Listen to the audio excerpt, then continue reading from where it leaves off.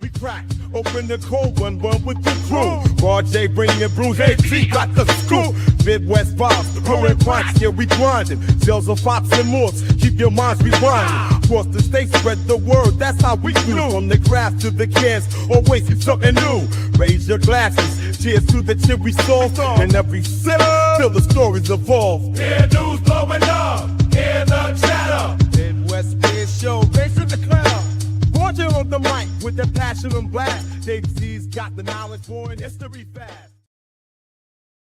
What is up, everybody? Welcome into another Midwest Beer Show on this Saturday evening, December 13th. It's right there on the bottom of the screen, right there in front of me. So it's snowy December 13th here in Cincinnati.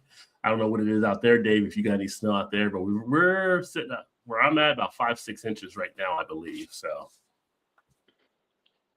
now we had that last weekend, but it's just cold. It's what do we got here? It is 9 degrees and are calling for like 0 overnight.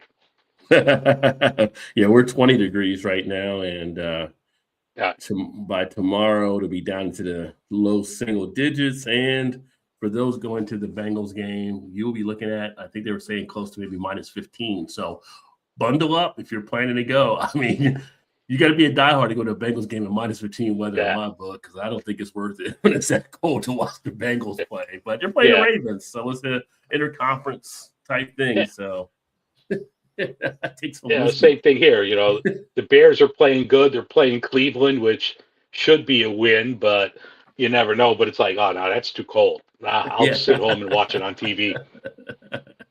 Definitely what I would call flask weather. Get a little whiskey in there with you as you go. So, yeah. But for those of you coming back here to check out the show, we appreciate you here on Rod J BeerVentures or on Beer in Front, whichever one you're watching on, as we are simulcast on both. And if you're watching on mobile or on regular horizontal computer, we appreciate that too, as StreamYard has now made the opportunity to be able to live stream both ways, which is nice, because I know some of you guys are on the go and you like to be able to do that. Mm-hmm. So what were you going to say, Dave? Were you going to say something? Are you going to delay? No, it was like cutting in and out where I couldn't hear you. No, I hear it now fine, but like when you were talking, it was like cutting.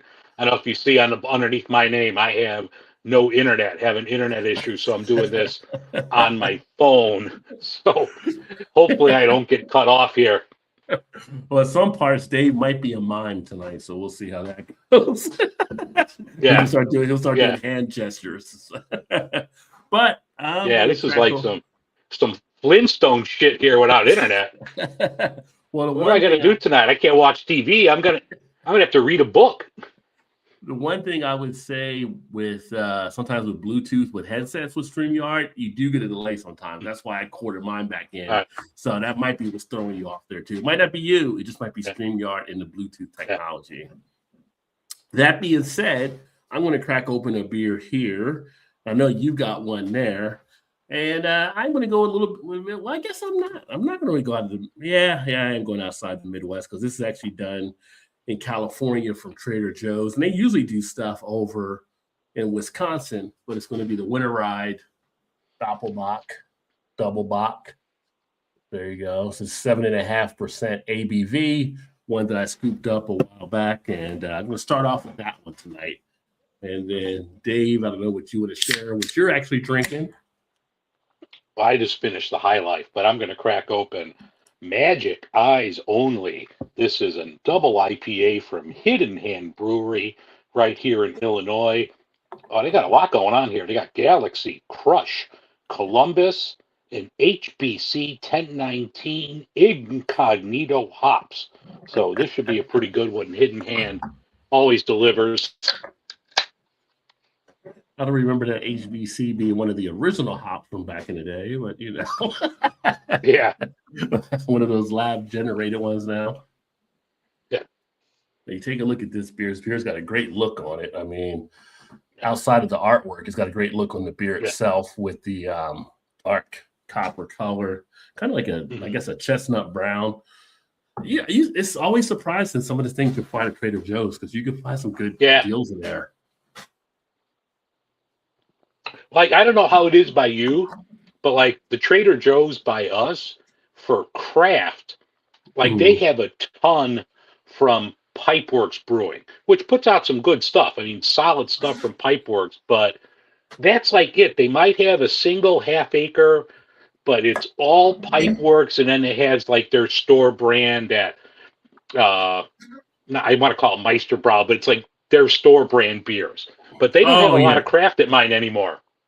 yeah. Joseph Browse there. That's the one Yeah, that was yeah. under this one here, and we still got a few craft, not as much as we used to have. But Mhm. it's funny because our Trader Joe's, the last few times I went in, they're not even getting the vintage beers. Okay. So that's kind of weird that they're not getting that as well. So maybe they're just doing some different things in different markets and kind of shrinking what they're actually having on hand.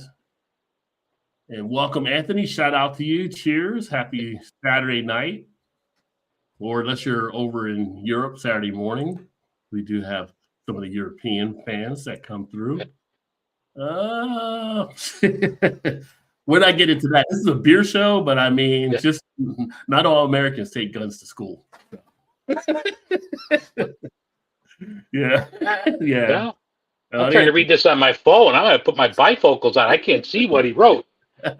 Yeah, he was asking about American taking guns to school. I mean, because they had a shooting at Brown today. I don't know if you saw that or not at Uh, Brown University. So sad state of things that happen, yeah. unfortunately. But I mean, can't lump us all in there together because a lot of us, a Yeah. good amount, most of us don't do stupid stuff like that. Yeah. But yeah, but hitting into let's see some of the beer news we can kind of generate in. Now I'm going to be actually doing a lot of stuff from my end because as Dave mentioned, he has no internet, so I'll be kind of guiding some stuff through here to be able to kind of share and talk about. And obviously, Dave, you're going to be like the color commentator probably tonight on stuff. Yeah. So. But we just came out of the nomination period for the next American Craft Beer Hall of Fame inductees. That just happened actually in between shows. So that was last Friday, the 5th, was the deadline to get the votes in. So I did cast my ballot in on the 5 that I chose out of the 10 that were available. And usually we'll have that early. Well, they'll know before we will, but I think they usually announce they're going to do it around February, I believe. But this year's inductees, and I'll pull it up here as well so you can see it on the screen.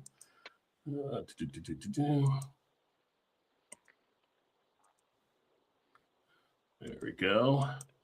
We're looking at Charlie Bamforth, Larry Bell, Sam Callione.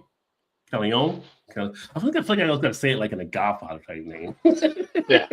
You tell me, Dave. You're Italian. How should I pronounce it? You know, I still call it gabagool, so you're asking the wrong guy. I'm Italian American. Yeah, Kim Jordan, Ray Daniels, Terry Ferendorf, Garrett Oliver, Pete Slosberg, Mitch Steele, and Carol Stout. So they'll end up getting in.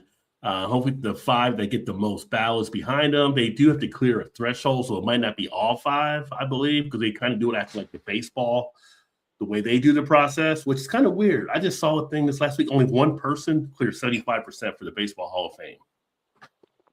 So they're going to have a party of one? Well, that was the Veterans Committee, and then they'll vote on the others in January. So, yeah, only one out of the Veterans Committee got in. Yeah. So it was kind of interesting to I saw that. It was like, that doesn't make sense. So, but here are the nominees and some great names as always. A few were on the ones last year as well. Actually, 1, 2, 3, 4, 5, 6. I want to say 6, maybe 7 were on the one that we had last year. It's hard to can't get everybody all in at one time, right? But it's all people that are worthy of getting in there. So anybody that jumps out to you, I know you're a fan of Pete's Wicked. So yeah, I mean, everyone is a well-deserving person.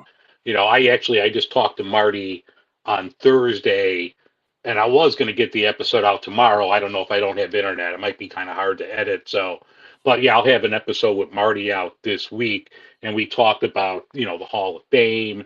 We talked about his new book that's out as well. So, but yeah, like all 10 are worthy.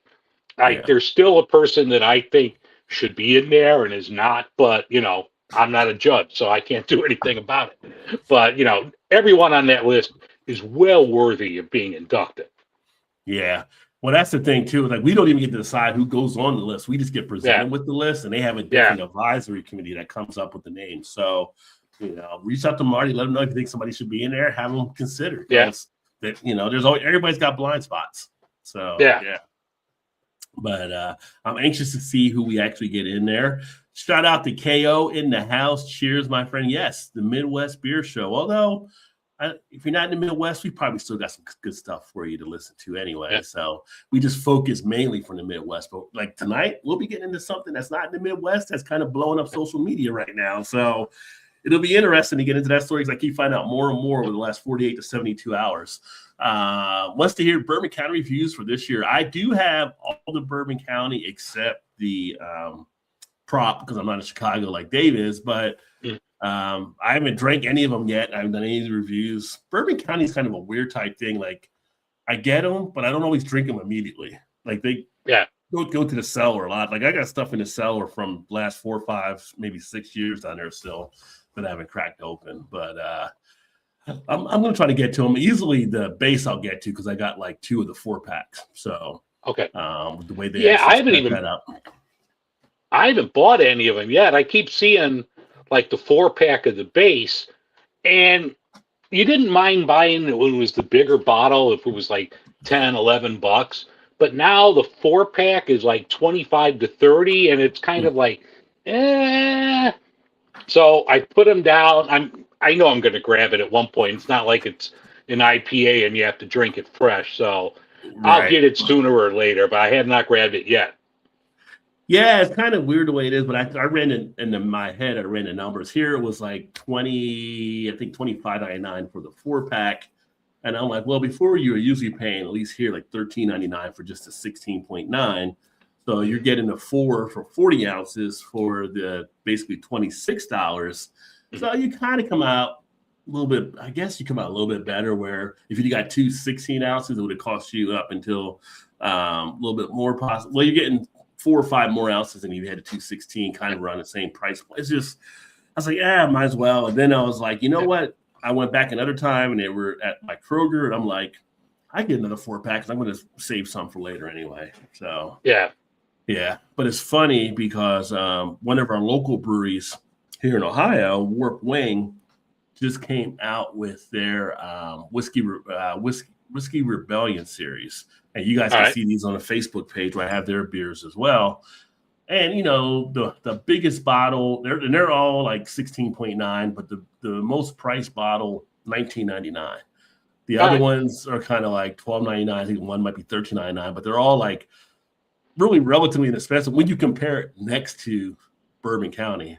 And it's kind of like, how much longer are people going to maybe want to pay the prices to get Bourbon County when they're getting other good barrel-aged beers coming out, or is it just you're going to keep doing it because it's Bourbon County? I think at some point there might be a shift where people are kind of coming off of that, like dollar-wise. That's one of the things I'm examining now, even on the poll on my community page. For those of you that had checked that out, I know KO, you did, just talking about the price of going out more. Are you paying more? Are you paying less? Are you going out more? Are you going out less? And I think prices are going to start to catch up with some people there. And it's like, I just thought about that on that beer when I saw their price list. I'm like, even if Bourbon County is slightly better, is it like $10 better or more of a bottle? Or if you're getting the like Heaven Hill where you're paying $40 basically for a bottle, is it $28 better than the other one?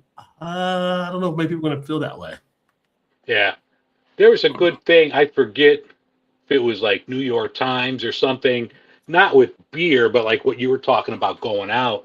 And they were saying like the price of beef is at like such a high level, and that a lot of people, like restaurants and high-end restaurants, they can't really afford to raise their prices that much because then people won't come in and do it. So it was a pretty interesting article just on the cost of beef, and they were saying that they don't think it's going to start coming down again until 2027.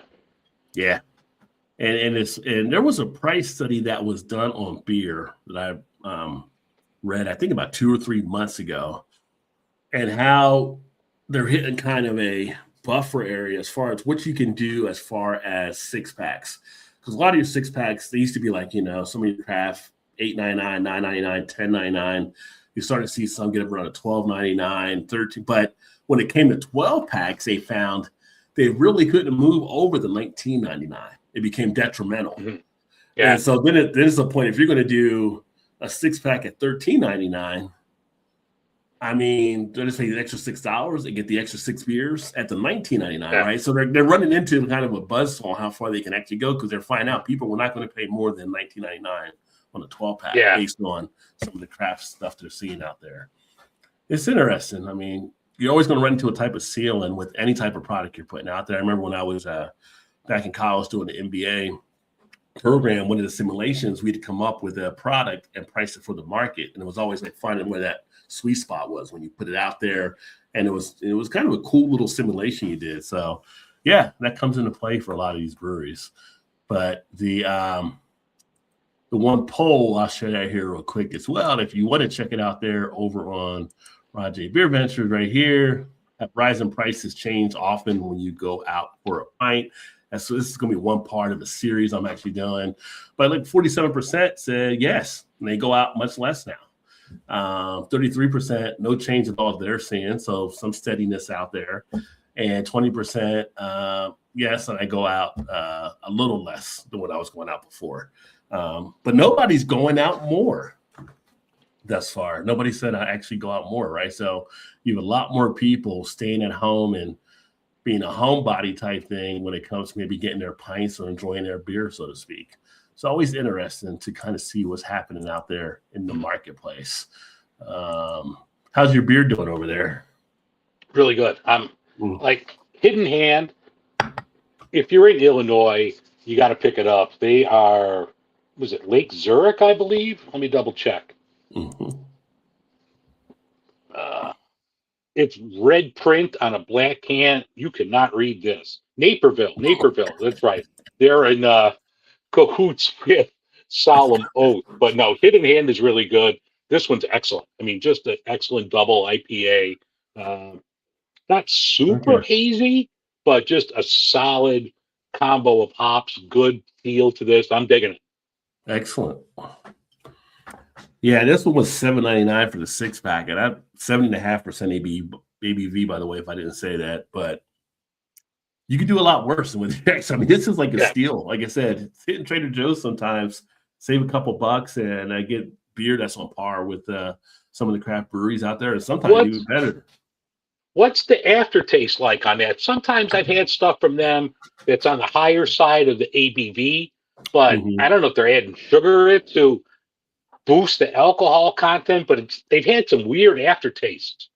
I know with some of their stuff, people have talked about getting some of the metallic type things, or like it wasn't attenuated in a better way. But this one here actually has a nice aftertaste to it.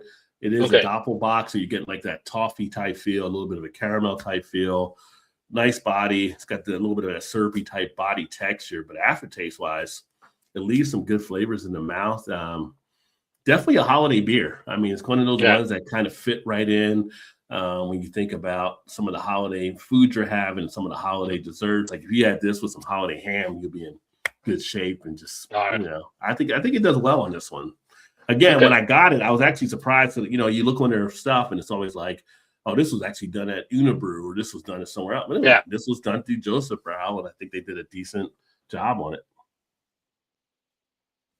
Mikhail said he, as far as the Bourbon County, he liked the new bottles. He thought the price was better, but he wasn't thrilled with the base this year. And the base is actually a mix of, I did that video about that. I think it was like 7 different things that were involved. As far as barrel age, I say Bourbon County is better than average. Fremont makes a great bourbon in his area, but they charge $30 now, which is out of my range. Yeah, so you're getting some of that charge up there too. I mean, one of the ones I think that always makes a good one is Epic. And I talk about Big Bad Baptist from time to time.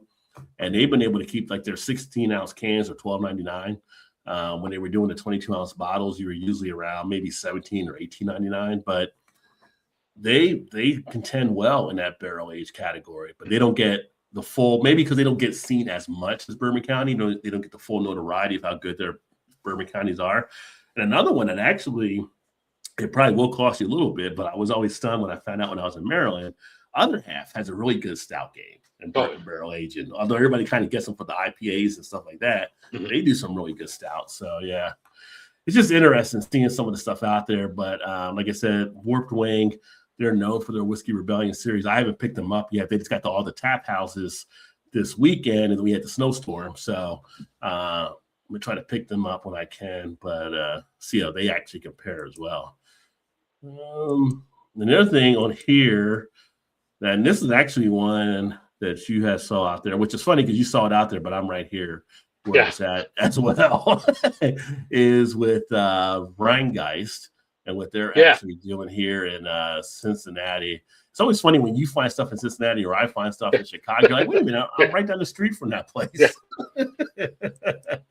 But on what they're doing with their release lineup, the Truthadelic, which is being added to the Truth series, coming out here in 2026. And they got the NA beer also coming out, but the Truthadelic, Hazy New Jam, 9.5% Imperial Hazy IPA with pronounced notes of juicy orange, grapefruit, and tropical fruit. So one of the other beers I actually have here tonight I may drink is actually their Truth Bomb, which is another IPA that's part of the Truth series as well. And then they have their Ghost Hops. Again, they're in a market as well. So Hazy IPA, and then the Great American Beer Fest medal-winning Ghost Pills. They also have now, too, the non-alcoholic Pilsner. So everybody kind of got blown away by that. It seems at Great American Beer Fest. And they got the other, the Truth. And then I mentioned Juicy. They got Juicy Truth. They got Truth Bomb. All these different ones they're building around. It's almost going away, like we talked in the past, about New Belgium and Voodoo Ranger, how they locked down that series. They're kind of locking it down with the Truth series they're actually doing. Yeah. Yeah. But Rheingeist is always good. Have I gotten you some Rheingeist before? Or did you get some up there? We can get some of their stuff here. So I know you've sent like stuff from like Sonder before and a couple other ones, but Rheingeist, I could usually get 2 or 3 of them here. Okay. Like Truth I could always get. And I forget the other 2, but there's usually a couple that I could get here. Okay. Well, I know Truth is popular. Obviously, Bubbles is a popular one now. That's kind of getting a lot of that was the other one I had with Bubbles. I was getting here. But they also have their barrel age series and stuff they run. So I gotta try to get you some of that stuff. But that's like in bottles. It's like their tinfoil type stuff, as I would call it. But I've got a few of those to be sharing. But they got a lot of good things they're doing at Rheingeist. So it's been great to see them come along through the years. Let's see here. Kale says, when I hear about the Midwest, I always hear about Hop Butcher. And I've had a few of the IPAs, which are great. Have you guys had their stouts? Yes. And as good as their IPAs, they're like Other Half. Their stout game is really good. So they do some really good stouts. People rave about the IPAs, but when you have their stouts, you get blown away as well. Yeah, they do. Just came out like a couple weeks ago because it was the anniversary of them opening the Lincoln Avenue location. That one's like a barrel age that's really good. If you like mint and chocolate, they do. It's out now. It's like a holiday minted beer, and it has used to be a big department store here in Chicago, Marshall Fields, and they had Frango mint. So they were like little milk chocolate mints, and they use the oil from those mints in the stout. And that comes out this time of year. It's excellent. You know, they're known for their IPAs, but like they put out an Italian Pilsner right now that I'm going to try to pick up tomorrow. Their Pilsner game is great. Their stout game, you know, everything they do it well. Yeah. And I think they even did one time, I got one of theirs, I think it was their Mexican lager that was sent to me as well. Yep. So they did that. I was surprised when they had one of those and a few of other stuff there. Like they did that pistachio stout, right? That's a pretty good one. Okay. Have you had that? Have you had the pistachio stout yet? Or okay.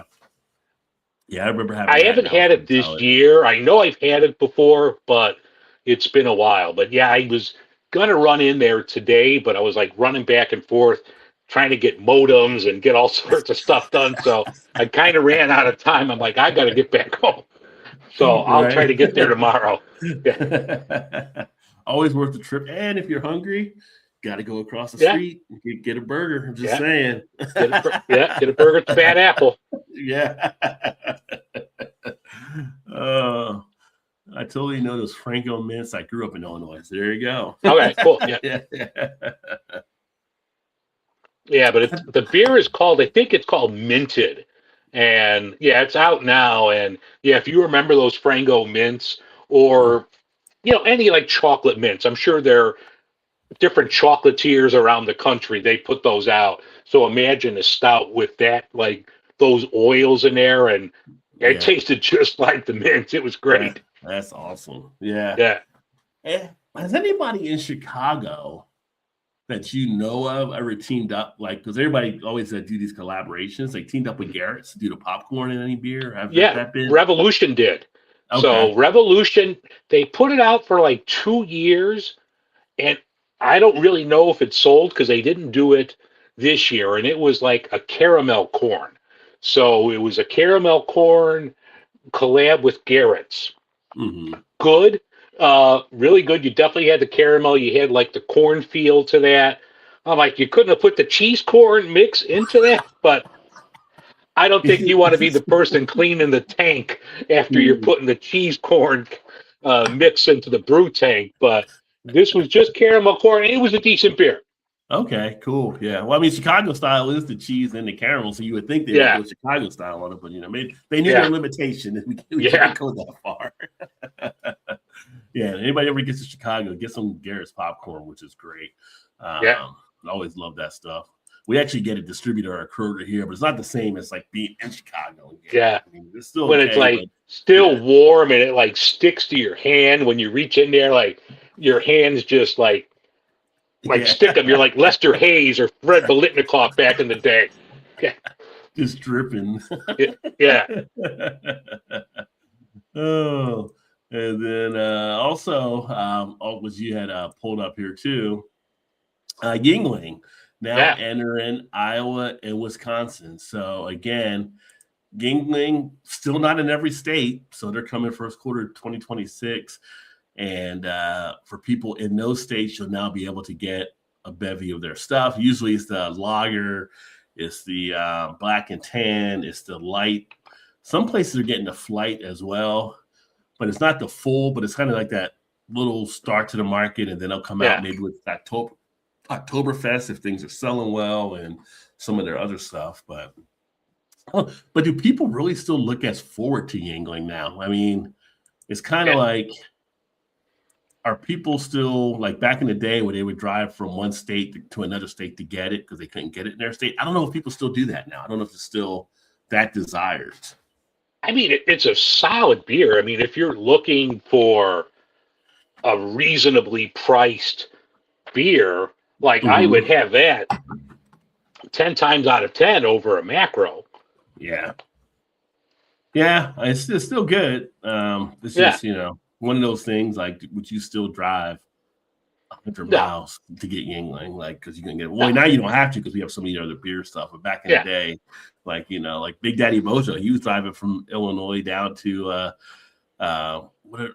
Indiana when Indiana got it, I think. So, Well, it's like people used to do that for Coors, Cannonball Run, just to get, regular Coors. Yeah.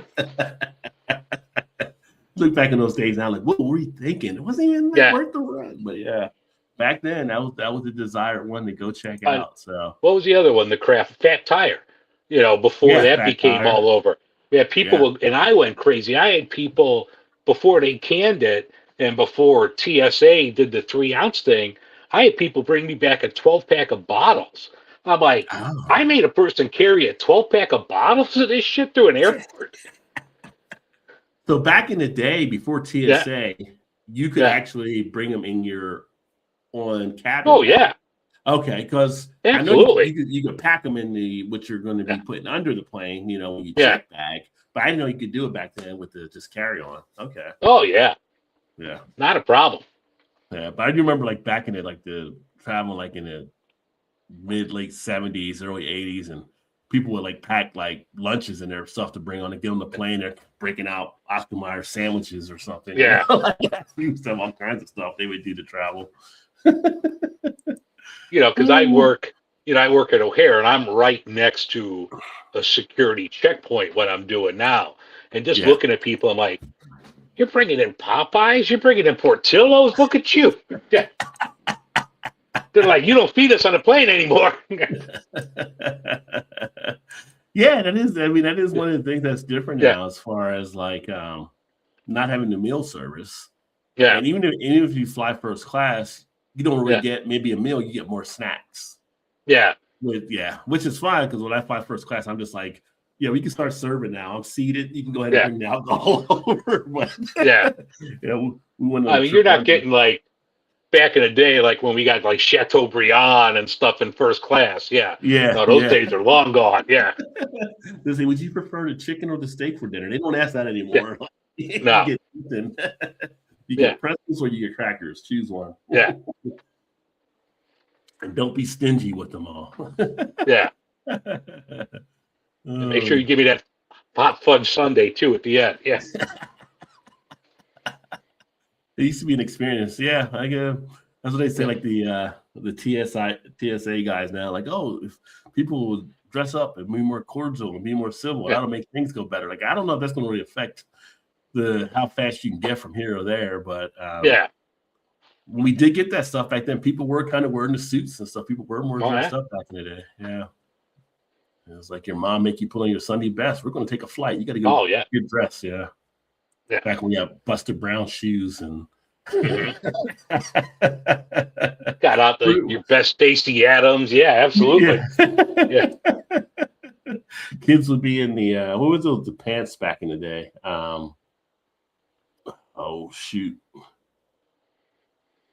I'm trying to think of there was like certain pants that kids had. Like they had like the Husky version, but it was like a brand. Oh. I'm trying to think of like You're not thinking of like Tough Skins, are you? From Tough Sears? Skins, Tough Skins or whatever like that. Like, you had to have the nice and clean and pressed and or whatever. Like, it gives you to the airport and like you're a little kid, your mom's like, don't be rolling around the floor. That's your Sunday pants. Yeah. Yeah, it was a different time for sure. Yeah. Let's see here. So this other one that we saw, this is the one taking a look at ask the pros how does Scratch put 131 different botanicals into a beer that still tastes great. So this is Scratch up in Ava, Illinois. Yeah. Reputation for combining foraging of flavor and finesse. Ended up with 131 botanical ingredients into one tasty beer. Now, this is the one that you came across. Have you had this beer, or was it something that's I have not. Like, they're like down like St. Louis area on the Illinois side of that. So they're like, I think they're the southernmost brewery in Illinois. So they're way down there. So we don't get any of them here. I think Brian from 314 in St. Louis, I think he might have sent me a Scratch before, but not that one. But it just sounds like really interesting with just everything that they put in there. I'm kind of thinking like a gin-like feel to that. So yeah, it's something that's on my radar. I'm going to have to try to get. Yeah, something with that many botanicals. I mean, you could have actually had that gin barreled in there too, probably. Yeah. Or maybe they'll do that on another edition. But they said, like, I think if you read towards the bottom of the article, it's not like 131 different plants. Like they're counting like the stem, everything else is a different botanical. So I don't think it's like, 7 herbs and spices or whatever it is. I think, you add everything up, it's 131. Gotcha. Yeah, except for Scratch, 131 was about more than seeing how many ingredients could fit into a beer. It was a culmination of the expertise and know-how they have developed on the previous dozen years. Interesting. Yeah, that might be something, definitely, if you get a chance to check that out for sure. Yeah. It says for hickory, we use the leaf, the bark, and the seeds. That's one ingredient, 3 different ways. Yeah. Yeah, so they're kind of breaking it out like that. Wild oregano, Like, bee who eats palm. hickory seeds and can say what things taste like? Right. How high are you that, oh, I'm going to try this hickory seed? You got to be high AF. You know, Yeah. Savory herbs such as wild oregano, bee balm, perilla, an invasive plant that tastes like licorice, Virginia mountain mint. They know there was a Virginia mountain mint. Dandelion root, basil, walnuts, burdock root. I don't know how that is. Several mushrooms, honey, and more. Yeah, there's like throwing all kinds of stuff in here, I think, at this point. yeah. Just making up words. Yeah. Yeah. Interesting. I mean, I'll try it. If I see it, I'm trying it. Yeah, I mean, if they bash it, they get it out there. It must be catching on for some folks, and they must have had a pretty good testing on it. 5.3% ABV on it. So yeah, interesting. Yeah, you have to keep us posted if you do get that one there for sure. Always just, the interesting things we get in craft beer. And then I'm going to crack open another beer here because the next news item we're going to get into might be a little bit because there's a lot of shit happening with that one. All right, let me grab another one too. So everybody watching, you go grab one and come join us in like 3 seconds here. Yeah. Keg was New Belgium. Yeah, New Belgium was sending some kegs out back in the day. Oh yeah, go to Missouri to buy a keg. Okay, all right. So that was I mean, I remember a lot of people getting stuff sent in from kegs, like for some of the bars and stuff when New Belgium was probably late 90s or so. It was just so popular. Hiked the keg a mile to a lake in Southern Illinois for a huge party. Wow. That's like super bad. You guys are just going with carrying this keg like for a mile. Yeah. I can't read any of the comments because I'm watching this on my phone. Oh yeah. I can't see that. Yeah. No, that's like, oh no, I can't read that. What KO was saying back in college, they actually had got a keg to take to a party. It ended up being New Belgium. And they literally hiked a mile to get it to the party, which was a huge party. So I said that's like super bad when they got like the alcohol and they're trying to get to the party. Although theirs was a lot lighter than carrying a keg for a mile. Southern Illinois, some good fruit wineries. Yeah, I haven't been to a winery in a while. No, but I like it when I go. Where my dad is from. I just haven't been to one, but I do like going to wineries. Yeah. Let me drink this one. I mean, it's my last one, but I'm going to go ahead and do the Wookie Jack here from Firestone. Oh, nice. I'm going to actually do the anniversary ale tomorrow to get that review done. So, yeah, that was phenomenal. I got to post the review of that. That was fantastic. Firestone, they do some good stuff. Yeah. Actually, they have a friend of mine saw it and texted me the picture. He's like, I know you had to try this. It was a collaboration between Firestone and Revolution. And it was something, my wife's name is Ruby, and it was something like Ruby related. I'm like, I have not seen that, but I will have to pick that up. But he said it was like, I don't know, $9-10 for like a single, but I don't know if it was barrel aged or not, but I'll have to have a look out for that. Yeah, that would definitely be something to look into for sure with those two getting together. Kettle in the house. Yeah. Cheers, Kettlehead. Great to see you, my friend. Happy Saturday to you. I cracked open Jingle Balls. This is spiteful here in Chicago. This has nutmeg, ginger, and cinnamon. So little Jingle Balls action here. I don't know. That's kind of like fitting going into the next story I'm kind of going into here, but let's go ahead and get it out there because it is news. It is news, and not the Midwest, but it is news. And the shit that people do, I'll never understand it. that being said,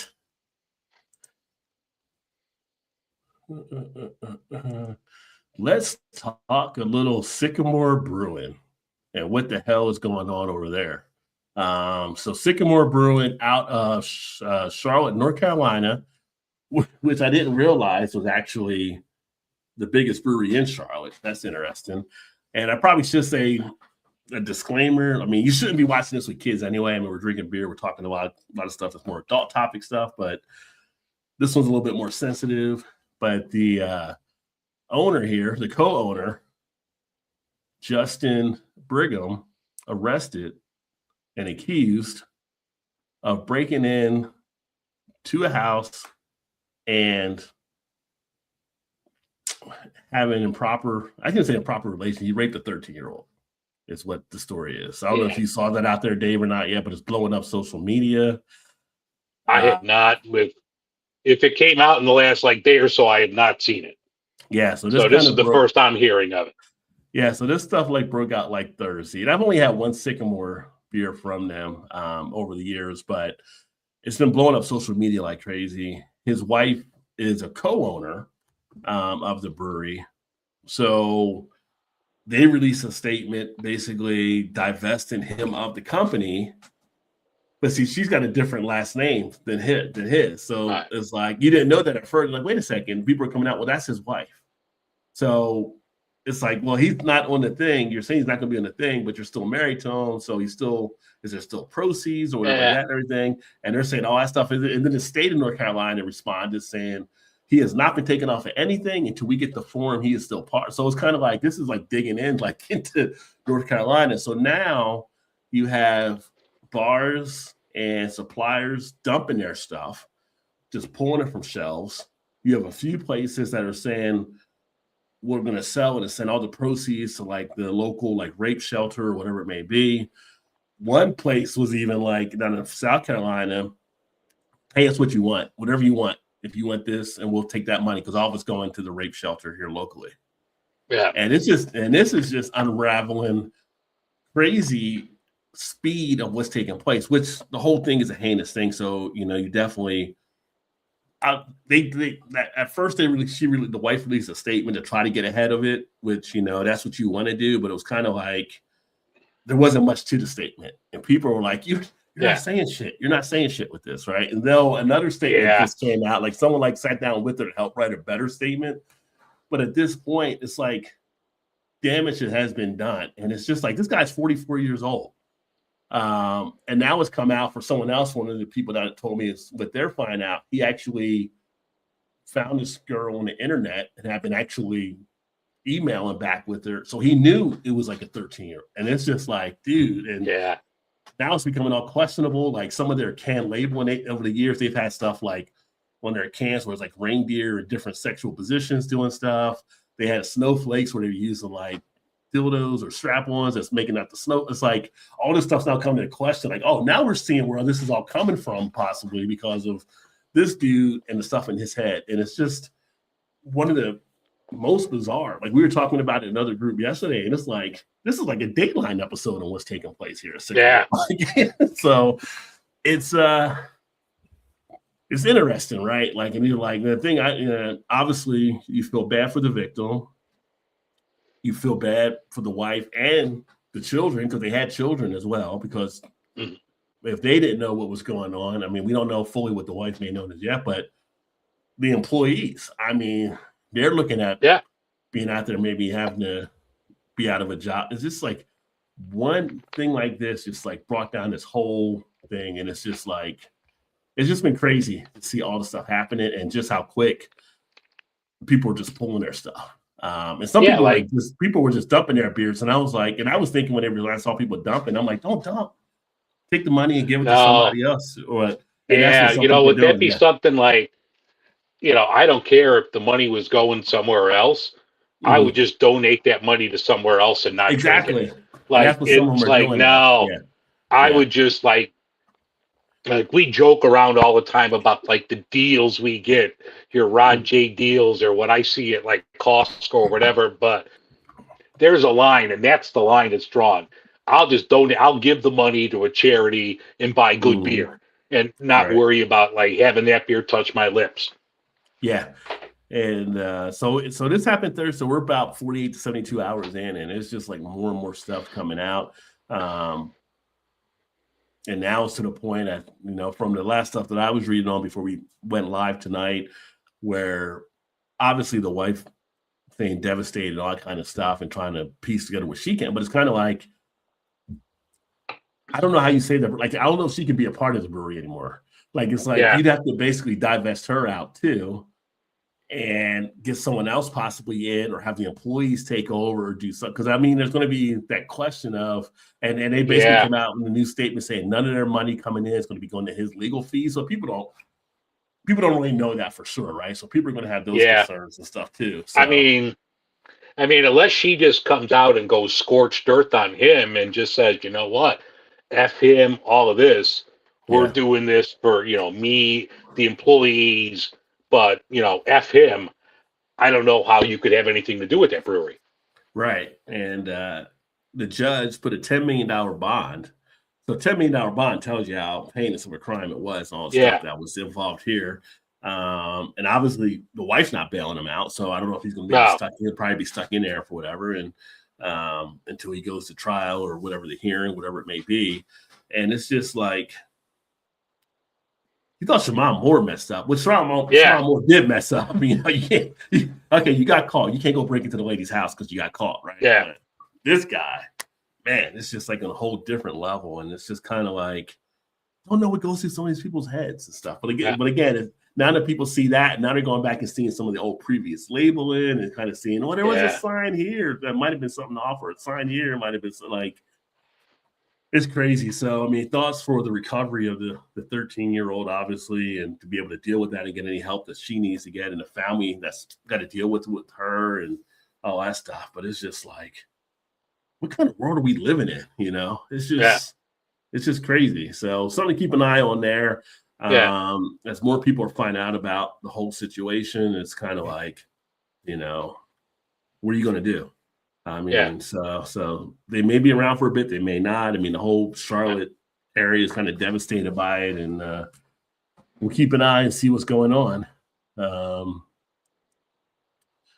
Kettle said he was reading about this yesterday too. Yeah, it's starting to really make the waves that are going around, and I'm sure you'll see more and more popping up on stuff this next week. Colorado from Left Hand, nice. Very nice. Left Hand actually just going to merge with Dry Dock. So Dry Dock's going to be going into Left Hand, and they're going to be selling one of their other locations. They're trying to find a buyer for. But I saw that earlier today as well. But I didn't have a chance to put it into the news. But they'll be teaming up. Left Hand's such a great job. I need to get Gary back on again, talk about some of the stuff they're doing out there. But the whole Sycamore thing is just like, dude, it's just like you read through it, and it's just like you would hope like this guy would walk in the room and Chris Hansen would have been there or something. It's just like such a messed up situation. They said they checked with the Secretary of State website. It still shows him as buying manager and registered agent still, so that hasn't changed yet. But if that only came out Thursday, I mean, it's going to take a while to remove him from everything. You're not going to have updated state records in 2 days. No, they said according to the Secretary of State's website, once the form is submitted, change will take place that day, unless otherwise requested. So, obviously, with everything flying around, the forms haven't gotten there yet. But right now, verbally, so they basically issued about pulling them off of everything. I'm sure the wife has other things on her mind right now than, who's a co-owner of the brewery. Oh yeah, with the whole family and all that kind of stuff there. But like, Food Line is a big chain down where they're at. They made the decision to start removing the product from shelves and discontinuing all future orders. Wegmans, which is huge for a lot of their stuff. People love the beer stuff they get. They pulled them as well for what they're going to be doing going forward. So I mean, and so once they hit like some of the distributors refuse to carry them, they can't even get stuff out to other places because the tier system, right? So. It's just like one of those things. It's crazy. It's crazy, but that is one of the bigger news stories that kind of broke out this past few days, past week. And like I said, more and more, I'm seeing more things pop up on it. You just wonder about that kind of stuff. It's just weird. And I was kind of curious how he may have come across this individual, because one of the things we talked about in the past has been children in breweries, right? Like if you bring a child into a brewery, you're bringing them into an adult setting. And, sometimes parents can lose attention span. We've seen it when the children run around and parents aren't paying attention. And it's like, you don't know who's all in that brewery working. Like he could have been a pedophile in the brewery, has their information from where they paid their tab, if they had their credit cards like that, could have located them and filed them. But the fact that he was actively on the internet with this person and exchanging stuff with this, parents, you got to make sure you're checking your kids' accounts out there too. I mean, not to put on the parents. I'm just saying, people were like out here doing some crazy stuff. And I'm sure that's not the first kid this guy messed with. So probably, usually it's not. Something like that happens. So no. Fuck. And I don't know if he has a son or a daughter, but you have to worry at home. Like, did he ever try anything with their kid? The wife might be asking the daughter now, like, did that daddy ever tried to do this or that? Oh yeah, it's just crazy. But not the kind of news we like to really talk about on here, but just one of those things where it just couldn't be avoided. It's just that big of a story taking place right now. So keep an eye on that. Also, between this show and last show, December 5th, if you didn't know, was actually Repeal Day. And that was the end of Prohibition on that day in 1933. So unfortunately, we weren't here to celebrate with you, but hopefully you did have one that you raised that day for December 5th for Repeal Day. You know what's sad, just thinking about this and doing the math? I was born closer to Repeal Day than I am to today. Yeah, well, if you are, then that means I am too. Yeah. Probably. Thanks, Dave. Way to cheer me up on that one. Yeah, we go right from one topic to another here. Just keep swinging away. Yeah. I'm looking because I'm doing this on my phone, and it's like, I look like fucking Beetlejuice here. What the fuck is with this like angle? I got like this little head and this big. I mean, you got the black shirt on. It's like, look like fucking Beetlejuice. God. God damn. So the other thing I just saw recently here too, and it is macro, but unfortunately it is going to be affecting some people as well. Although I will say they are seemingly doing the right thing in a way for where they can. So we had Anheuser-Busch. They're going to close their 70-year-old production brewery there in Newark. They're also closing another one that is in New Hampshire. And I just read earlier tonight, they're doing a third one as well. So they're going to be closing these breweries out, citing basically, I guess they're pulled too thin. They need to get things back under control. But they are saying like the 475 employees at all three plants will be offered jobs at other facilities if they can actually move and be able to take on new positions. And if not, they'll be looking at severance packages for them. So go ahead. What'd you say, Dave? You said who can? I'm starting to. I think we're back. I was starting to lose you for a second. Yeah. You were talking and you went out, and then I think you're back now. Yeah, all right. I think it's back now. Yeah, everything was kind of choppy and frozen for a second, but I think you're back. Yeah. No, I think I was here the whole time. I think you're back. I think it was like the thing was because you were saying you got cut off there, but you were saying who can. I got some tinfoil on the edge of my phone trying to get a signal here. You need a kid to stand by the rabbit ears and hold the antenna. I think Dave's going back and forth right now. I see your lips are moving there. I don't know if I could put a coat hanger in this phone. Yeah.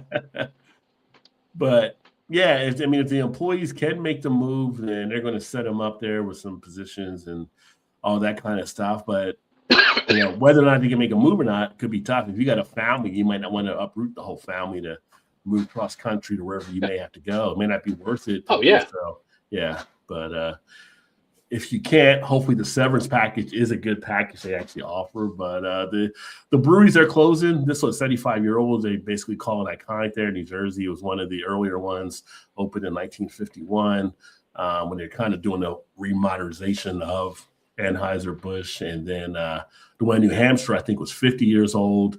Can't remember how much the other one was as well. So sad to see, but not only are craft breweries being affected on things, some of the big boys are too. So they're feeling a pinch a little bit.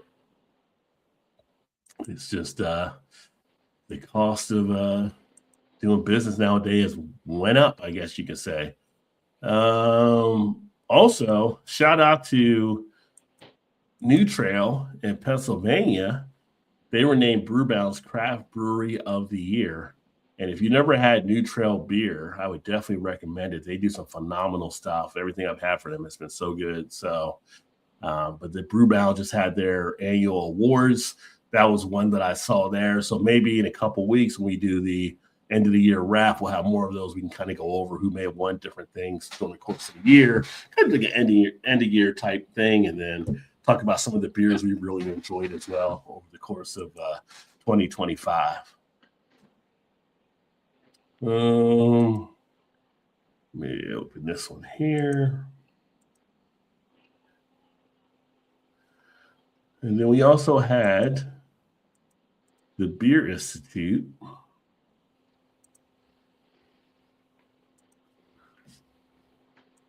They actually just came out with their report showing more of a market decline for craft breweries, which kind of got me into doing some of the different stuff I've been kind of putting on that poll as far as how price might affect things. And on my Facebook, or actually on the blog, I had a post talking about it, but I shared it to the Facebook page as well. Kind of a feeler out there on what's taking place, but craft breweries are definitely seeing a decline on some of the things. But here's the thing. They don't see it really as being like this whole bubble being burst type thing from a lot of the perspective. It's more just the business and the contraction that's needed. It's part of the business cycle.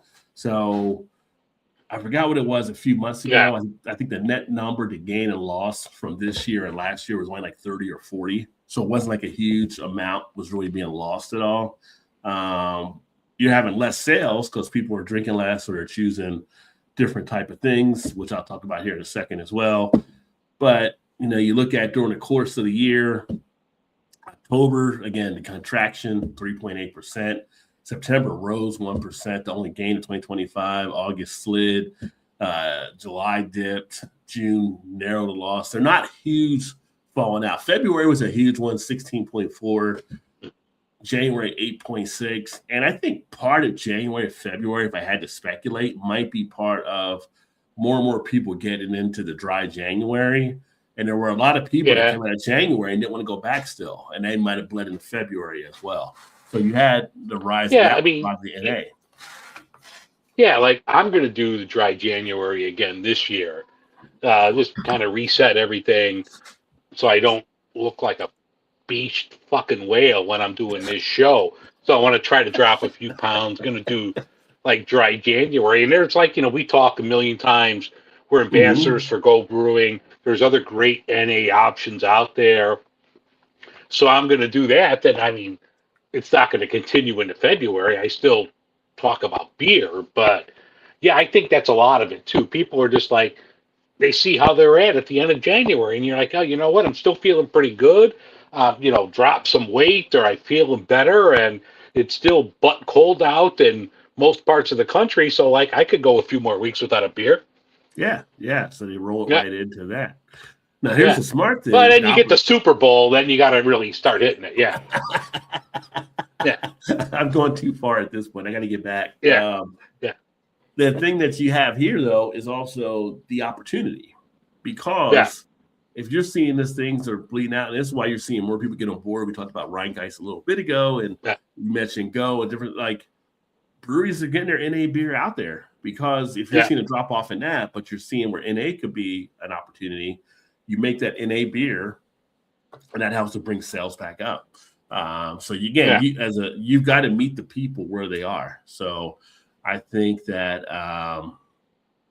it'll be interesting to keep an eye on to see how much farther it goes. But I like I said, the number that we're still 9,000 plus. It's not a huge drop off. It's just we do have a lot of breweries out there, and let's face it, I'll say like with Sycamore, when I went back and looked at the beer I had for them, I think I rated it a 3 out of 5. It was okay. Yeah. It wasn't great. It wasn't like a huge solid craft beer.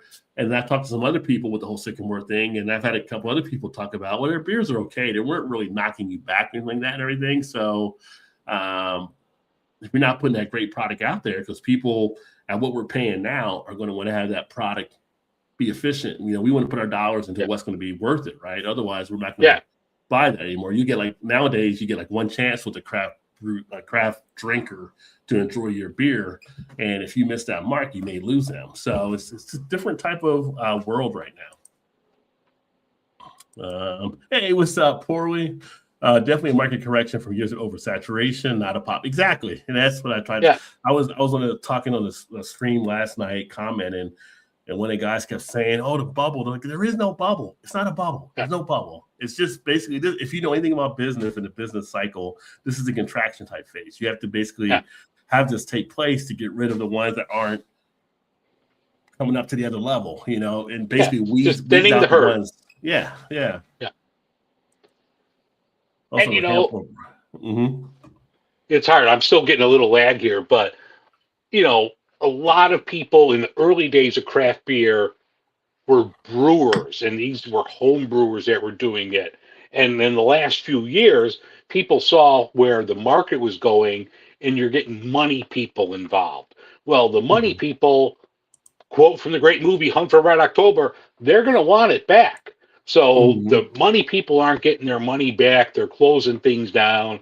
So I just think it's thinning the herd. We're going to get back to where you have brewers that are opening things up, and it's going to be better for consumers down the road. Agreed. Yeah. And I think that's what you have to have. And then that keeps people moving forward on things, and it comes up with other ideas. Like Portland said here, handful of breweries that are doing root beer, ginger beer, and the like. One place we don't ever talk about as much, even though they have like their beer line, it's like, say, BJ's. You guys got BJ's there, BJ's Brew House. We had it for a while. Then we had like the Ram that was big here for a bit, but now they're gone. So we don't have any of like the Rock Bottoms, the Ram BJ's anymore. Yeah. BJ's may have one of the best craft root beers I think I've ever had. Like when you go to, if you're a root beer fan and you have a BJ's, you got to get their craft root beer. It is just that phenomenal.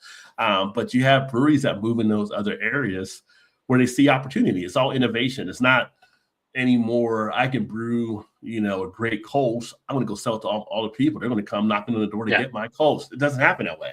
You got to be out there to be able to be versatile and make the moves you need to make to actually adjust with the market. So again, craft beer sales may be down in one area, but we know NA is the fastest growing part of craft beer. Are you making NA beer? Because if you're not, you're probably missing opportunities to actually grow out. So or you could even contract an NA beer and put your name on it.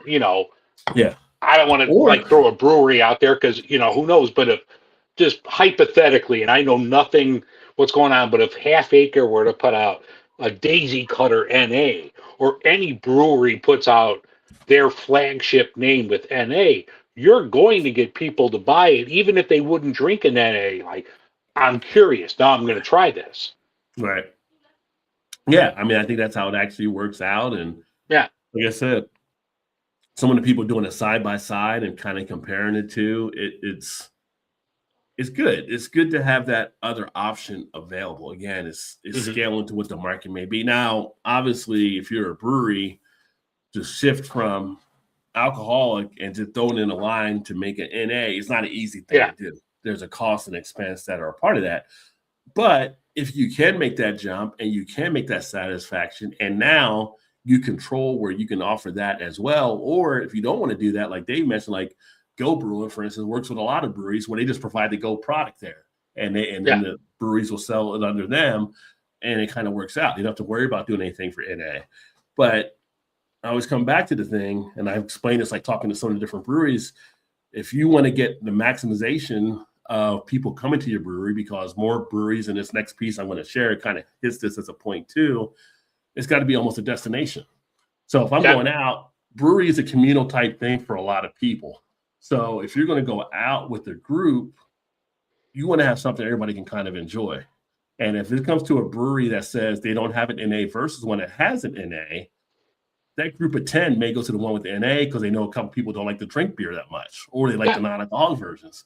Now you lost 8 beer drinking customers and 2 other NA customers, where the other brewery can now pick up from that. So it has to be a situation where you're able to, if you can, meet that need there. And if you can't do it off of your stuff, get a contractor come in and do some stuff off of it, to put that stuff out there. And we saw years ago, 10, 8 years ago, where you'd see breweries, putting in ciders because some people have dietary restrictions and they can't have gluten. Well, they provided ciders for their customers that had like dietary restrictions. You got to do it. You got to put NA stuff out there. Seltzers, I think, have come and gone. I think that's on the way out, but you got to do something. You got to meet these customers. You got to meet the groups that are out there. You don't need to convert your whole line to it, but at least have something there where, hey, I have a dietary restriction, or, I'm not drinking alcohol. You can invite me in as well, where I feel welcome too. Right. Yeah, that's the smart move to make. And cheers, Jimmy. Great to see you, my friend. Happy Saturday to you. But as an example today, so 3 Floyds out of Indiana, they just released, I didn't do a story on it, but they just are releasing or just released their barrel-aged Trolls, which is a favorite from over the years. It just came back out. It's an Imperial barrel-aged stout done with vanilla bean. And I went on, you can go on their website and put your zip code. They'll tell you what beers are around you from 3 Floyds. Pulled up a coffee shop that's like a mile from me down the road. I'm like, a coffee shop? That's weird. Yeah. I go to the coffee shop site. They have the coffee stuff, but they also have beers. And because they're branching out for other people that might want to come in. You might not want a coffee. You might want a craft beer. You might want a cider. It's those opportunities. I mean, it's just basic marketing. I go to Whole Foods. Whole Foods has their hot bar and all kind of stuff, but they also have taps on there for good. I might want to have a beer.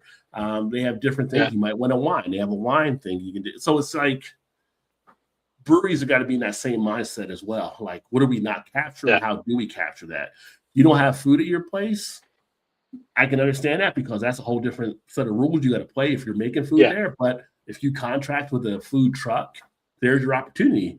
Because the more people that eat food are going to stay there and drink more, and you'll make more profit off of it. So, again, these are the marketing things that people should know if they're doing these type of businesses. But there was a spot here, and I don't know if they're still open, but this was like the greatest spot in the world. It was next to a train station, and I forget the name of it, but we went there. In the morning, it was a high-end coffee shop because you would get people going on the train going to work. And after like 5 o'clock, it became this high-end bar where you would get like killer cocktails, great, mixed drinks and beer, craft beer, whatever. I'm like, that is the coolest idea ever because you're open all day getting people in. Right. You're flipping the switch to the next thing, right? Yeah. So. Yeah.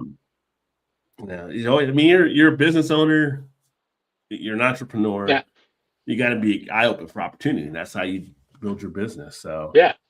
So again, you look hustling. If you're looking at it and sales are down over here, is there a way you can bring sales up on another lane? Just putting it out there. I mean, there's opportunities, and if you don't know, feel free to reach out. I'm always happy to consult. So.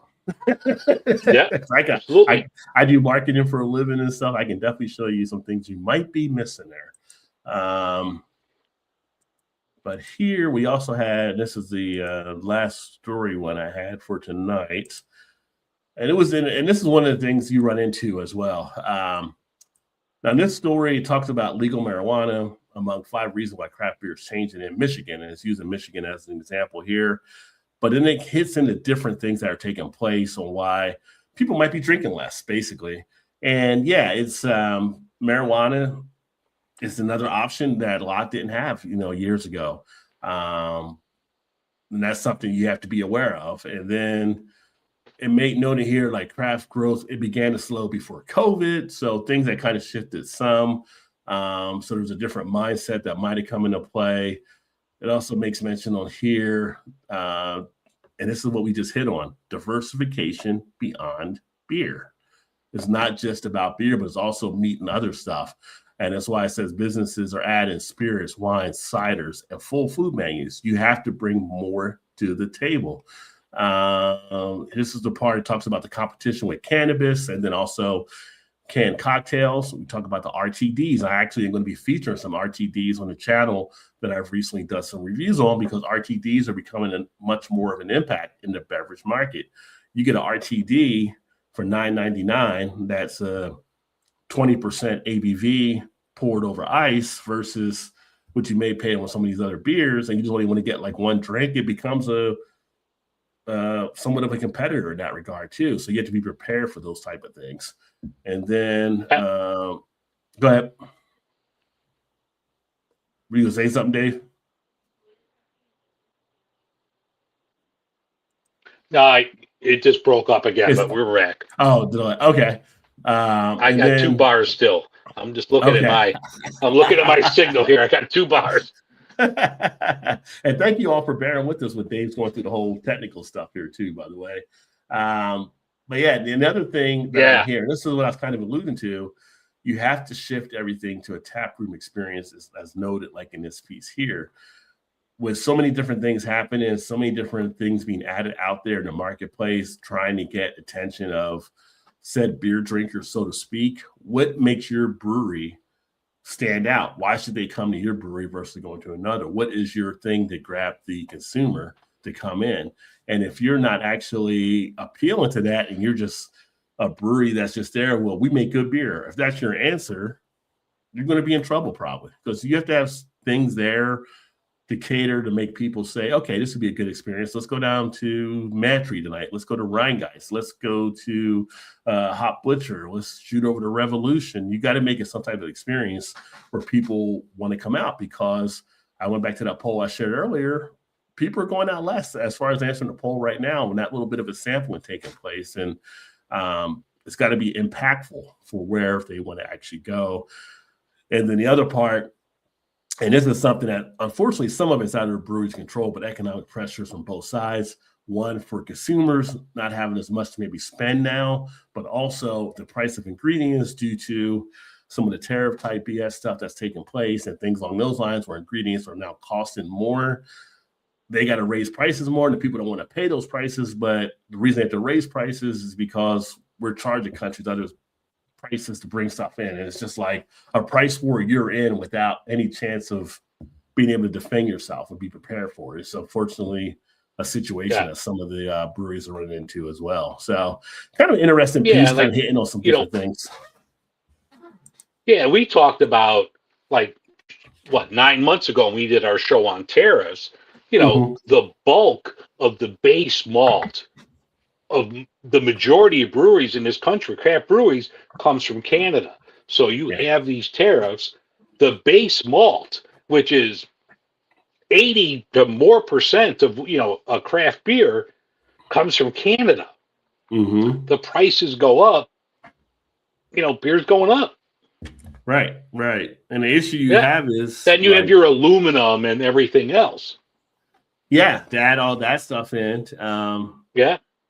And sometimes, a common response sometimes is to grow malts here, where you can't always grow the malts in our country that you can grow it otherwise. It's just like the land's not fertile enough to actually grow certain things that we need to get, right? So certain parts of the country are better suited for growing certain products. Like you always had, like Virginia and stuff with tobacco. You couldn't grow that in other parts of the country. Certain parts of the country are great for barley and stuff that we would use in beer. Other parts just aren't. So you can't just say, oh yeah, you could just grow barley here. It's not always workable. Right. It's kind of like oil refinery, right? You can only refine a certain level of oil. Like people always say, well, we just drill for our own oil. Well, you can't drilling for our own oil doesn't solve the problem because we don't have anyone to refine it. It's going to be just batched away until we can refine it. So you're not really doing anything to help the situation by doing it. So it's just, it's math, it's science, it's putting everything together. But but that's the beer stories I had for this week. I mean, I'm going to crack one more. I'm sure we'll wrap this up in a bit. But we could chat. Let me crack one. Yeah. I'm moving my mouse like I'm going to hit pause. I got to hit the phone to stop the camera while I get a beer. Hold on 1 second. All right. Yeah, and if people have questions or comments or want to chat, fire away for sure. But that's a lot of the beer news stuff. I will say, if you haven't seen or you've seen and you haven't picked up Wookie Jack from Firestone, if you're a black IPA fan, this needs to be in your fridge. This needs to be in front of you. Firestone knocks out a park again with this one here, the Black Rye IPA. Well worth giving this a try. And that's like the gold standard of black IPA. Yeah, unfortunately, it's my last one that I actually have, but it will be missed. I may play Taps later because of not being here anymore. This is like almost like a milky pour here. So what is that one? Yeah. What is this? I'm doing a Pilsner, a local Pilsner here from Chicago, Hopewell Brewing. This is Pills, but it's foamy. Thing. Yeah, the Full Metal Jacket, that might have cost you more dollars on that one. Yeah. For anybody that saw Full Metal Jacket, you might know the scene I'm talking about.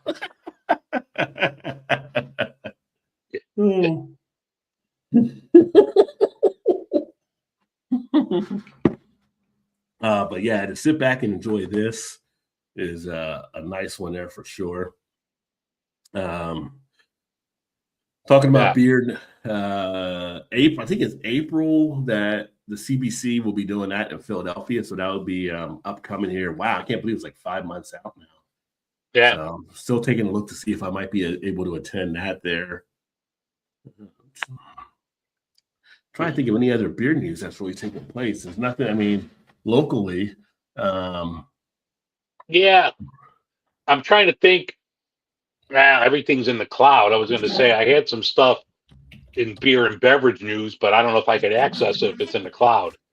Oh, one thing I did see, I don't know if you saw it, that it's the last year of the stadium in Buffalo where the Bills play, and Bud Light is coming out with the beer. I guess they took a ton of snow and they purified it and they made Bud Light with the snow from the stadium in Buffalo. I know they changed corporate names a few times. It might be called Highmark now, and I apologize if I'm wrong, but if you're in like the Buffalo area, you could get this Bud Light made from the snow from the stadium there. Yeah, I did see that one, and I want to with this like something freeze maybe. Let's see here. I did see that one out there as well, which is pretty interesting. Yeah. And I know, like, I think Coors Light did before similar stuff with, like, hockey teams when they won the Stanley Cup and they melted the ice down and purified it, which I hope they did because hockey players spit. You better purify that shit before you put that in beer. But they made beer from like Stanley Cup champions ice. Yeah, okay. It's such a gimmick type play to kind of do that. But then, like you're our locals, kind of like you're like, oh, this is cool. He did it for us here, Yeah, I mean that would be something like you would just save the can, like if you're a collector. Yeah, like if they did something there like that for the Blackhawks, if the Blackhawks they were getting rid of that stadium or something, would be a cool thing for Chicago. Yeah. I just see it was a weird thing. Budweiser's offering a free round of beer if you've been vaccinated. I didn't think they were still doing stuff with the COVID-19 stuff, but I didn't either. For I adults, just got my jab a couple weeks ago. I'll send them my picture. Yeah, Budweiser rewarding adults who have received COVID-19 with a free round of Budweiser. I guess they're trying to get more people to get it now. Maybe people are kind of not doing it. Well, I'm not proud. I'll drink it for a free beer. Yeah, it'll work. It works. I'll take that. Yeah. Yeah. Where is the one here with the Buffalo Bills? It's funny as I'm looking through here, I see more stuff popping up. I'm seeing like Sycamore stuff just jumping up like on everything. Yeah.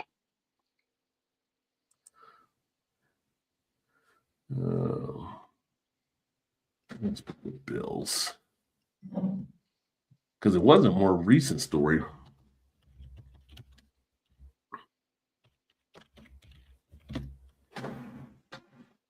Yeah, there we go. For the Bills Mafia and Bud Light seasonal based brew.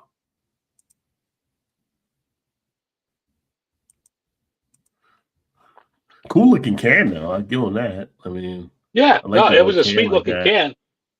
Blizzard Brew is what it's called. Yeah. Yeah. Like definitely if I was there, I would have it and I wouldn't drink it. It would just go in like on the shelf as a commemorative item. Yeah.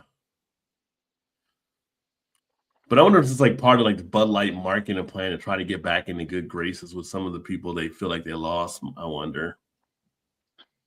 Yeah, I think people's attention spans are gone. They forgot all about that shit. Probably. Yeah. Yeah, they had an interview here with Andre Reed, and they were asking him stuff on here too about how it connects. Oh, Andre Reed was a player. Yeah, I had him on my fantasy football team like 35 years ago. Yeah. I have to wonder, like back then, like would it have been worse to never make the Super Bowl, or worse to make it and lose 4 years straight? Like, would you rather not been there? Would you rather not been in the Super Bowl than lose 4 years straight? What's the worst of the two? You still made it. You had 4 years of parties at, wherever they were at. They sure, like, I know one was in Pasadena. One had to be in New Orleans because that's like every couple years. Yeah. So I'm sure they had a good time. And, the loser's cut of the Super Bowl is better than not making the playoffs at all. I was thinking of the one country that kept sending me, why do we keep getting these damn Buffalo Bills t-shirts saying Super Bowl champion? Yeah. they make for people that don't know, they make t-shirts of both teams, and then the losing team usually gets sent off to like some country in Africa or something like that and everything. So you got a whole town walking around. These kids in Ghana, Buffalo Bills, 4 years straight. These guys can't win anything, but I like the shirt. Yeah.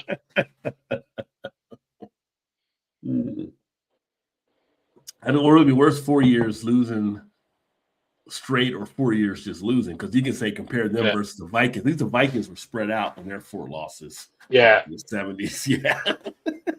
Did you see that? Like, speaking of the Vikings, I just read this week, Fran Tarkenton said that one of the reasons why they lost, and like one of the years they were in the Super Bowl, he was with the Giants. So he's like, I guess he was part of 3 of their teams. Mm-hmm. He was like Bud Grant.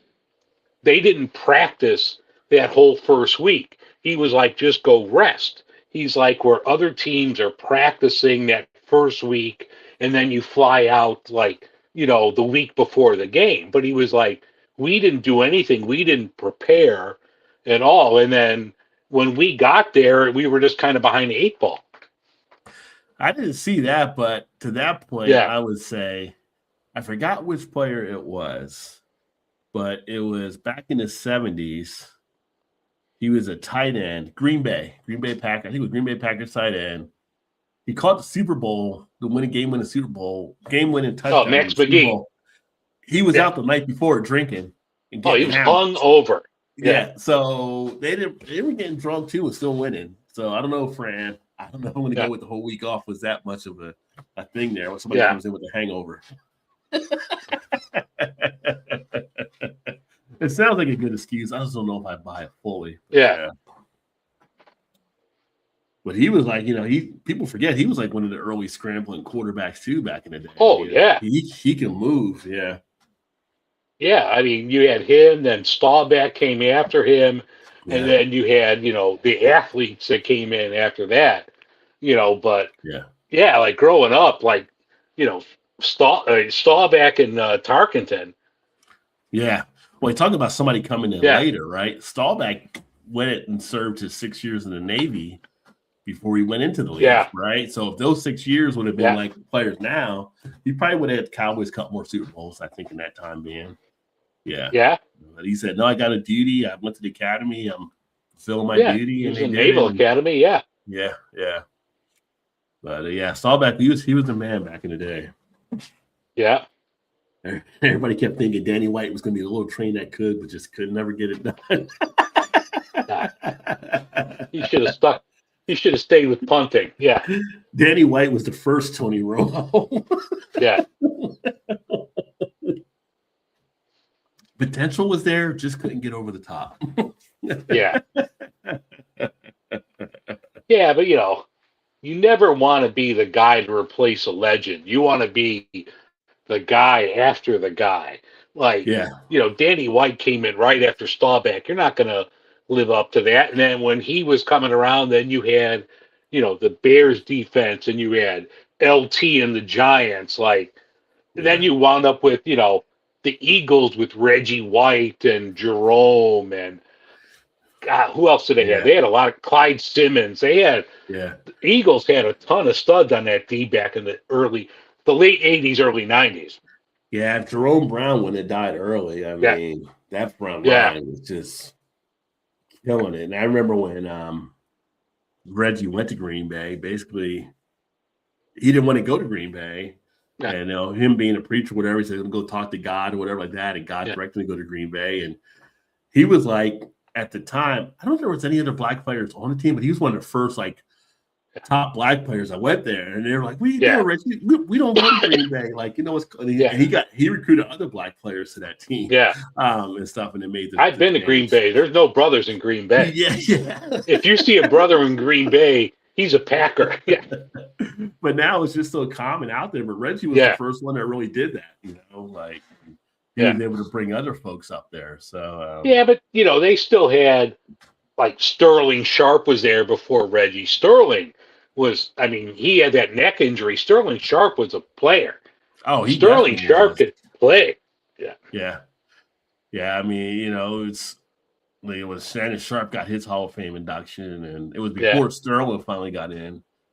And yeah. Shannon Sterling was just like, got in last year. yeah, and it was kind of like, his speech and stuff. And he's like, you don't get many people like you get in the Hall of Fame when you're the second best athlete in the house, because he always Yeah, looked up to Sterling. Sterling was always like the guidance for yeah, him. And dude was a beast. Yeah, if he would have that neck injury, yeah, he would have been up there with Michael Irvin numbers and stuff like that, if not even yeah, higher. So yeah, he was one of the top receivers at that playing in the league at that time. That just a sight to see, So yeah, when injuries happen, they happen. I mean, yeah. unfortunately, it's a rough sport, but yeah. But that being said, I think we're all wrapped up here. All right. Right? Unless anything else you want to add there, anything you want to have coming up on your channel. I mentioned earlier, I talked to Marty Nashel this Mhm. week. So let me get my internet back up and get my recordings out of the cloud, and I could put that out. But that was really good. We talked about his new book, The Beer Story Project, and about the Craft Beer Hall of Fame. So that's going to come out, this week. Hopefully tomorrow, but I think Comcast is coming out Monday, so it might be Monday night when I get Yeah. home from work. I could piece all that together and get that out. That's about it. I'm not sure. The holidays are coming up. I might take a week or two off of the audio podcast, but I've got a couple ideas in the cooker, so we'll see Okay. how those pan out. But the one with Marty's going to be good. It was a good conversation. Any key beers you're looking at have for your holiday to have? Anything special No, for we're doing a beer Christmas? exchange tomorrow. So me and my buddies, we haven't gotten together in like a long time. So it's going to be a good time tomorrow. We're going to do like we always used to do a holiday beer exchange. So I have Fistmas from Revolution for the group. You know, they've got some other stuff, so I'll have some holiday beers throughout the rest of the month before I get into the ugly days of dry January. I'll have some good beers to close the month out. There you go. Yeah, last year I had one of the Belgian Christmas beers I pulled from the cellar, which was really good. It was one of those like 25.9 magnums, right, or 25 whatever. Oh, nice. Ounces. Yeah, it was it was nice, all right, but yeah, 10% ABV. You're like, okay, I'm chill now. Yeah. Yeah. I mean, I don't know if they have any left. There was this bar, and if you know Chicago, you know Nice Lounge. It's a dump bar near Wrigley Field. They're famous. But I was there a couple years ago, and the bartender was like, "Oh, we have some vintage Anchor in the cellar." I'm like, "You do? Bring it up." And she brought up like a 7-year-old Anchor Christmas in the big Magnum. In the big one. Oh, yeah. Yeah. I'm like, bust it open, put it on the tap. Let's open it up. And it was just phenomenal. So I don't know if I'm going to have time to get down there, but yeah, I do miss the Anchor Steam Christmas beer, our special Christmas. Yeah. I like to keep saying, well, maybe they will bring. I mean, it's 2 years now, so I don't know if it's going to happen or not. And not a peep's really been said about what they're doing out there. I read that he was saying now the yogurt guy was saying that like they might be like contract doing this and doing something outside of San Francisco. I'm like, I don't know if that's going to sell. I mean, you're not going to sell that in California if you're contract brewing it and you're not doing it in the old neighborhood like you did. So I don't know. Yeah. I mean, it's probably cheaper outside San Francisco from what I know about how much it costs out there for stuff. But yeah, it's kind of tied to that area, right? So yeah, I mean, if you bought everything, you bought the land, you bought the brewery. Yeah, don't be a tight ass. You're rich. You got money. Yeah, you can get it done. Sell some more yogurt. Right. Fuck, your yogurt's not cheap. Let's do the Japani eggnog or something. You know, expand your horizons. That's the worst part about being lactose intolerant is I miss eggnog. I would kill the shit out of some eggnog. I see a lot of times the Evan Williams eggnog out there. I haven't tried it yet, but I see that's usually like over here. That's a big mover for them. I mean, you used to get like those eggnog lattes at Starbucks before they went to like a concentrate. Like back in the day in the 90s, that would be real eggnog, and like you'd pick that up and like you'd tear a rotator cuff picking that cup up. That cup was like 5 pounds because it was just pure eggnog and espresso. Yeah. Oh. And I'd kill a drifter down the street right now for one of those. If my stomach would handle it.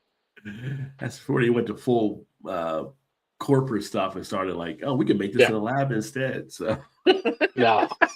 When they usually made shit there. Yeah. Yeah, you could do curls with those eggnog lattes back then. Yeah. And I'm pretty much sure like Big Mac used to be bigger back in the day and be less, but it costs more and it's smaller now, I think. Well, we were younger. Our hands were smaller back then. It still just means that I was, I think my favorite McDonald's burger of all time was that they probably never bring it back. Whatever, it was probably the McDLT. I used to love the McDLT. Well, you and Ruby are like the fans of the McDLT. That was her shit right there. That was like the Burger King competition they had, right? You know, and they give me the white styrofoam, you had to flip it over to the other side. But I thought that was better than the hot stays hot and the cool stays cool. That's how it worked out. Yeah. I wish they would bring that one back. Keep bringing back the McRib. Bring back the McDLT. I don't want the McRib. Because that's a sloppy sandwich in itself. Yeah. No, McRib sucks. I didn't even know if that's real rib meat. Nobody knows what onions and pickles on ribs. It's like, don't look under the bun. Don't look under. It's like the McNugget. You know that shit ain't chicken. Yeah. Got more bounce in my basketball. I could dribble this damn thing across the table. Yeah. Yeah. There goes our McDonald's sponsorship. Right. Yeah. The ice cream machine's broken anyway, so. Yeah. Yeah. All right, we're going to wrap up because we're just rambling about stuff here now. But thanks for everybody that tuned in. We'll be back in a couple of weeks with another Midwest Beer Show. A couple other things coming up on the channel as well, and I'll keep you guys informed on that. One thing I didn't tell you, Dave, earlier, but I spoke to a few guys. I might put together a year-end YouTube panel of just favorite type things for 2025 as well. To have people come on and we can talk about some of the favorite beers or breweries or whatever over the year that we've seen or been to or blah, blah, blah. So stay tuned for that. Seems like a few people are interested in joining for that scenario. And yeah, lots of good stuff.